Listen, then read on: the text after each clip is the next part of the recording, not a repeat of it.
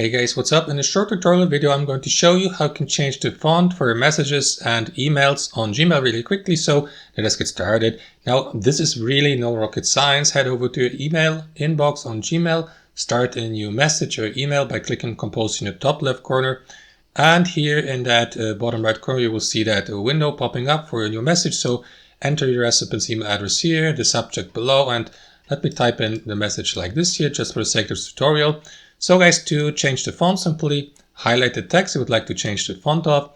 And after that, you will see these customization tabs at the bottom with one of them featuring the font. You may click on that arrow down icon here to change or to switch from your current font, which is this one here, to one of the supported ones below. So let me go, for example, with that one here with that font. So as you can see, it has been changed. You may also customize, for example, it even more by applying a bold letters, italic letters, underline, and so on and so forth, or change the color here.